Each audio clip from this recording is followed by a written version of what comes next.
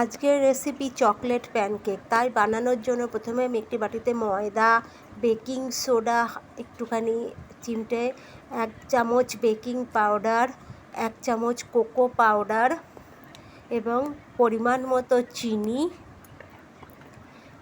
দিয়ে ভালো করে আগে মিশিয়ে নিলাম।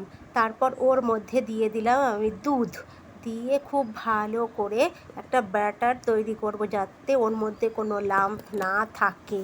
এইভাবে আমি ব্যাটারটা তৈরি করব। দুধ একটু কম হয়েছিল তাই আবার একটু দিলাম, না অল্প অল্প করে দুধটা দিতে হবে যাতে লাম্প তৈরি না হয়। এইভাবে আস্তে আস্তে একটা ভালো স্মুথ ব্যাটার আমি তৈরি করে নিলাম। তোমাদের যদি আমার রেসিপিটি ভালো লেগে থাকে তো লাইক, কমেন্ট, শেয়ার করো এবং আমার চ্যানেলটাকে সাবস্ক্রাইব করে দিও। আচ্ছা, দেখো ব্যাটারটা একদম স্মুথ তৈরি হয়ে গেছে। এরপর আমি প্যানকেকগুলো বানিয়ে নেব। দেখো, প্যানকেক বানানোর জন্য আমি একটা ফ্রাই প্যান দিয়ে দিয়েছি গ্যাসে। গরম হয়ে গেলে ওর মধ্যে আমি দিয়ে দেব 1 চামচ মতো বাটার। লক্ষ্য করেছো কিনা জানি না, আমি কিন্তু পুরো প্রসেসিংটাতে ডিম ইউজ করিনি, মানে এটা এগলেস বানিয়েছি।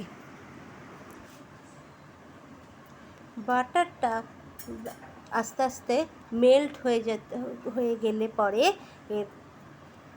আমি চামচ দিয়ে পুরো প্যানটার মধ্যে বাটারটা মাখিয়ে দিচ্ছি যাতে করে তাড়াতাড়ি মেল্ট হয়ে যায়।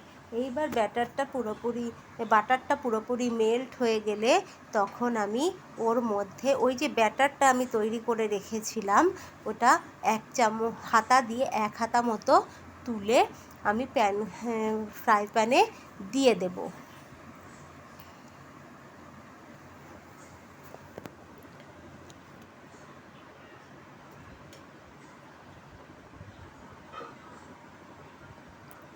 এরপর আমি আঁচ কমিয়ে ঢাকা দিয়ে দেব। এই সময়টাতে আমি ভাবলাম যে আমার মেয়েকে এটা ব্রেকফাস্ট করে দিচ্ছিলাম সকালবেলা, তাই ব্রেকফাস্টের বাকি জিনিসগুলো গুছিয়ে নিই। তাই জন্য আমি একটা প্লেটের মধ্যে 4টে আমন্ড দিয়ে দিলাম,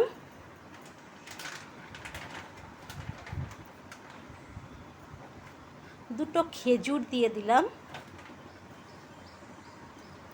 আর একটা কলা ছাড়িয়ে দিয়ে দিলাম। আমরা সাধারণত সকালে ফলই খাই, কিন্তু সেদিন ফল বিশেষ কিছু ছিল না, তাই জন্যেই প্যানকেকটা বানানো হলো। দেখো একটা সাইড হয়ে গিয়েছে, এবার আমি ঢাকনা খুলে ওইটা উল্টে অপর সাইডটা হতে দিলাম। অপর সাইডটাও এবার হয়ে গিয়েছে, এইবার আমি তুলে ওই প্লেটের মধ্যে দিয়ে দিলাম। এইভাবে ঠিক সেমভাবে আবার আমি বাটার নিলাম, নিয়ে ফ্রাই প্যানে আবার বাটার দিয়ে মেল্ট হয়ে গেলে আবার একটা তৈরি করে নিলাম। এইভাবে আমি ওর ব্রেকফাস্টের থালিটাও সাজিয়ে দিলাম এবং আমার রেসিপিও তৈরি হয়ে গেলো। কেমন হয়েছে বলো বন্ধুরা।